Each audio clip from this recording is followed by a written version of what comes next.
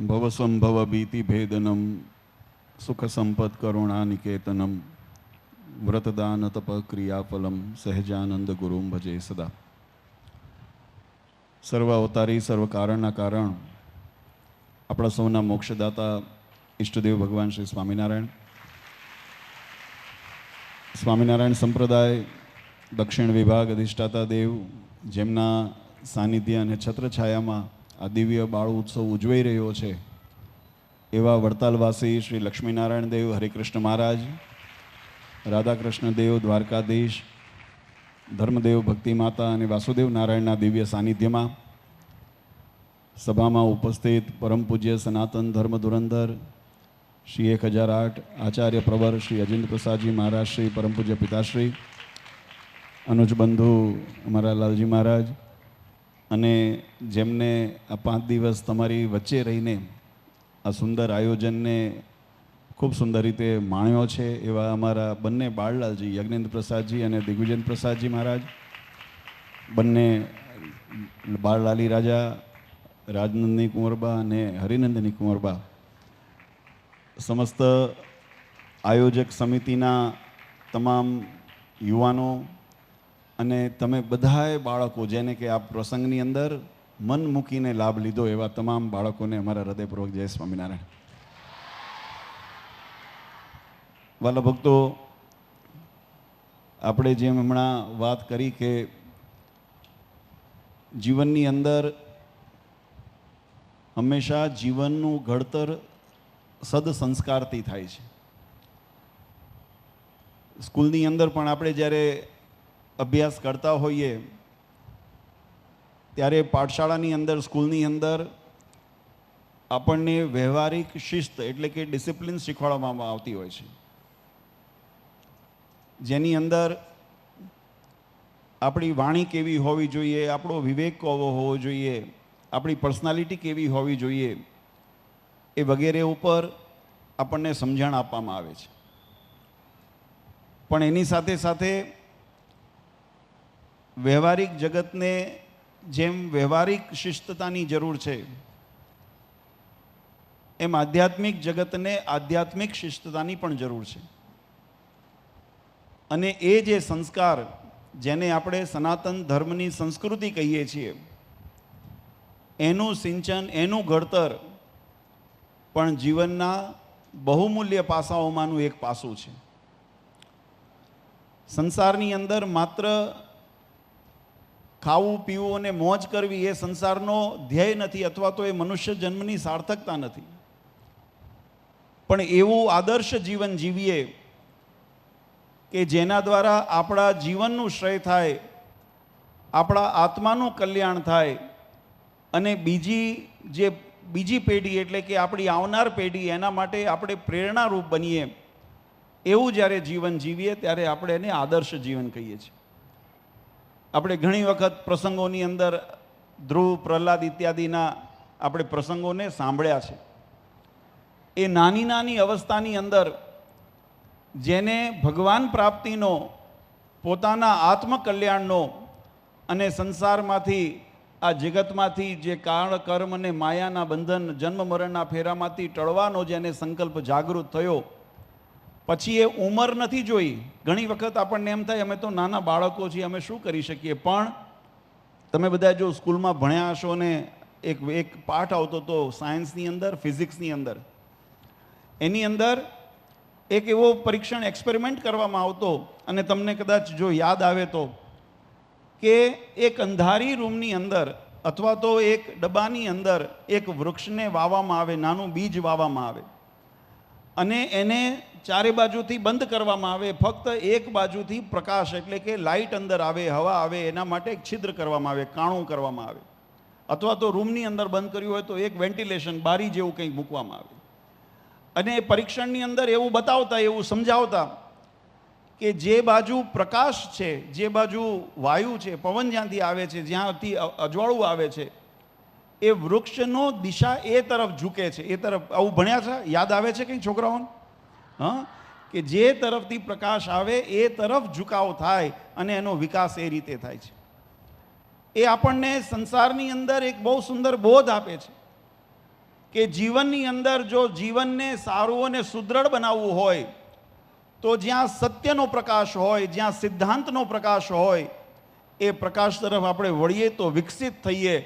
અને જો એને પૂર્ણ પ્રકાશ ન મળે તો ગમે તેવું સારું ઝાડ તમે બીજ લાવીને વાવ્યા હોય તો પણ એ સુકાઈ જાય છે, એનો વિકાસ થતો નથી. અને એટલા માટે આ બાલ્યાવસ્થા એ બહુ પાયાની અવસ્થા છે. તમે બધાએ ઘરમાં રહો છો, મકાનમાં રહો છો, તમારું સ્કૂલનું બિલ્ડિંગ બન્યું છે, અથવા તો બજારમાં તમે નીકળતા હો તો ઘણા બધા મોલ વગેરે તમે જોતા હો છો.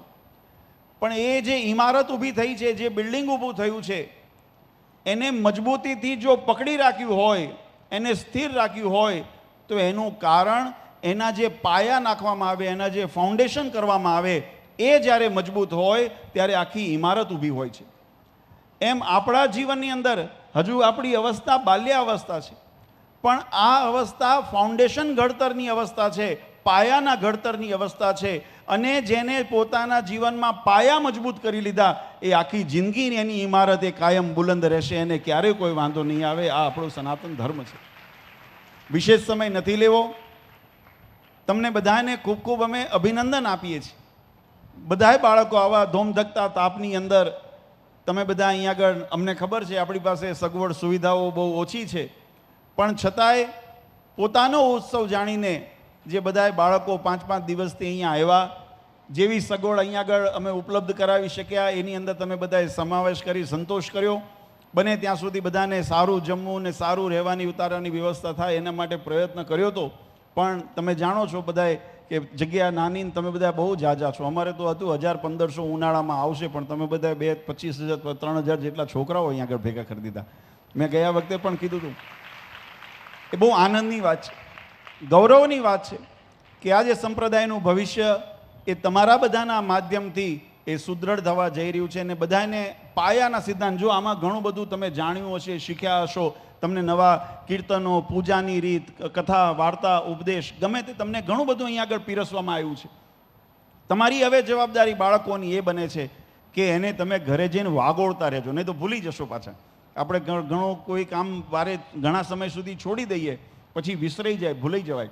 એટલે એને ઘરે જઈને પણ તમે આ બધું જે અહીંયા શીખ્યા છો, અહીંયા પૂજા કેમ કરવી, માનસી કેમ કરવી, આપણે વ્રત ઉત્સવ હોય, કયા કયા વ્રત ઉત્સવ કરવા, કેવી રીતે કરવા, સંપ્રદાયની પરંપરા શું છે, રીત શું છે, એ બધું આપણે જીવનની અંદર વાગોળતા રહીએ, એને કે અભ્યાસમાં, પ્રેક્ટિસમાં રાખીએ તો એ આપણા જીવનની અંદર ખૂબ લાભવંતું બનશે. અને આપણે ફરી પાછા આપણે આવતા જ્યારે ઉત્સવ આવે ને ત્યારે કંઈક નવું એની અંદર શીખવા માટેનો પ્રયત્ન કરશું. હવે આપણે દર વર્ષે જેમ હમણાં વાત કરી, વર્ષમાં 2 બાળ ઉત્સવ આપણે કરીએ છીએ, એક ઉનાળાની અંદર અને એક વિન્ટરની અંદર, શિયાળાની અંદર. તો બધા શિયાળાના ઉત્સવમાં આવશો ને? તમને આ ઉત્સવમાં મજા આવી? બસ, તો સરસ. અને આવી રીતે બધા આવતા રહેજો.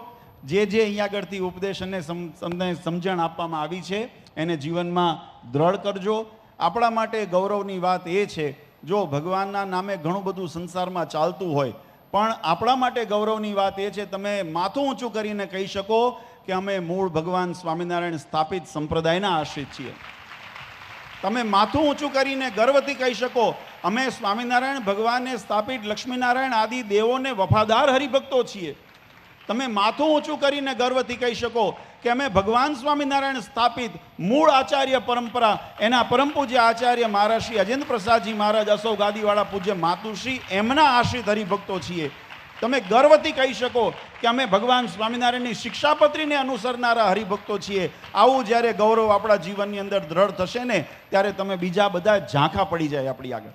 આવું જીવન જો આપણે જીવીએ ને, આ ગૌરવ સાથેનું જીવન જીવીએ ને, તો એની પાસે કોઈનો પછી વિકલ્પ રહેતો નથી. આપણે કોઈની હરીફાઈમાં નથી, આપણે કોઈને ઊંચા કરવા, કોઈને નીચા કરવા, એ આપણો વિષય નથી. પણ આપણી જાતને આપણે ઉન્નત કરવી હોય તો આપણે આ ગૌરવ ચોક્કસ રાખવું પડશે. અને એ ગૌરવને અત્યારથી તમે જીવનમાં દ્રઢ કરીને રાખશો તો પછી ગમે ત્યાં દુનિયાના તમે દેશમાં જાઓ, વિદેશમાં જાઓ, કોઈ ડૉક્ટર બનશે, કોઈ એન્જિનિયર બનશે, કોઈ વકીલ બનશે, કોઈ જે વ્યવસાયની અંદર, કોઈ સારા વેપારી બનશે, કોઈ સારા ખેડૂત બનશે, તમે જે વ્યવસાયની અંદર જશો, આ પાયાનું તમને જે પિયુષ, જે તમને પાયા છે, આ જ્ઞાન, એ તમને ત્યાં ઉપયોગી થશે. અને એ તમને સારા માણસ અને સારા ચરિત્રવાન એવા તમને હરિભક્ત બનાવશે. અને તમને જગતની અંદર એની કિંમત થશે. એટલે એને જીવનને સંસ્કારથી સિંચીને જીવનમાં જાળવજો. એ જ બધા ભક્તોને ભલામણ કરીએ છીએ.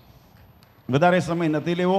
જેમ હમણાં વાત કરી કે આ રઘુવીરવાડી એ તો આપણા માટે દાદાનું ઘર કહેવાય.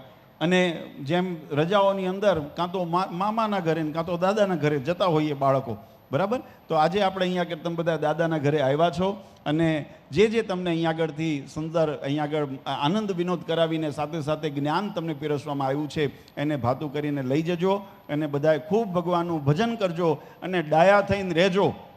ઘરે માવતરની ફરિયાદ ન આવે એવું બધું જરા ધ્યાન રાખજો. આપણા જીવનમાં થોડો સુધારો કરજો. એટલે ડાયા થઈને રહેજો, ખૂબ ભણજો. આપણે ભણતરનો જમાનો છે એટલે ભણવામાં પણ એટલું ધ્યાન દેજો. સારું રમજો, રમતગમતમાં પણ એટલું તમે ધ્યાન દેજો અને સારું ભગવાનનું ભજન કરજો. આ 3 વસ્તુને આપણે સંકલ્પ કરીને જઈએ. વધારે સમય ન લેતા ઉપસ્થિત તમામ નાના મોટા બાળકોને જેને આ મહોત્સવની અંદર ભાગ લીધો છે એમને અમે અંતરથી ખૂબ ખૂબ શુભકામના, શુભેચ્છા અને આશીર્વાદ આપીએ છીએ. અમારી આયોજક સમિતિ, કારણ કે આયોજન કરતી વખતે ઘણી બધી વિટંબણાઓ, મુશ્કેલીઓનો સામનો કરવો પડે, પણ એમનો ઉત્સાહ જે હતો એ ઉત્સાહ એ હરિભક્તો કેમ રાજી થાય, બાળકો કેમ રાજી થાય એવા સુંદર ભાવથી એમની સેવા કરી છે. એટલે તમામ જે નામી અનામી અમારા આયોજક સમિતિના સભ્યો, યુવક મંડળના સભ્યો, એમને ખૂબ ખૂબ અંતરથી આશીર્વાદ અને અભિનંદન આપીએ છીએ. અને છેલ્લે બંને બાળલાલી રાજા અને બાળલાલજી કે જેમને પોતાનો અહીંયા આગળ યોગદાન તમારી વચ્ચે રહીને, કારણ કે અમારી વચ્ચે રહીને તમને જે પાવવું ને બહુ અઘરું થાય ઘણી વખત. બહાર બેસીને ઉપદેશ કરવા સરળ છે, પણ સાથે રહીને કામ કરવું અને તમારી વચ્ચે રહીને તમારી મધ્યસ્થી રહીને કામ કરવું, એવા બંને બાળલાલજી મહારાજને, બંને લાલી રાજાને પણ અમે ખૂબ ખૂબ શુભકામના, આશીર્વાદ આપીએ છીએ કે આવો ને આવો સત્સંગ અને ધર્મની સેવા, ભગવાન સ્વામિનારાયણની સેવા આપણે આ રીતે કરતા રહીએ એવી ભગવાન આપણા સૌ પર કૃપા વરસાવે એવી ભગવાન શ્રી હરિના ચરણારવિંદમાં પ્રાર્થના સહિત પરમ પૂજ્ય મહારાજશ્રી, માતુશ્રી, સમસ્ત ધર્મકુળ પરિવાર વતી તમને બધાને અનેક અનેક આશીર્વાદ આપી સર્વને all the best for your future અને તમારી જીવનની અંદર ખૂબ પ્રગતિ કરો એવી ભગવાન શ્રી હરિ તમારા ઉપર કૃપા વરસાવે એવા આશીર્વાદ સાથે મારી વાણીને વિરામ આપું. બોલો સ્વામિનારાયણ ભગવાનની.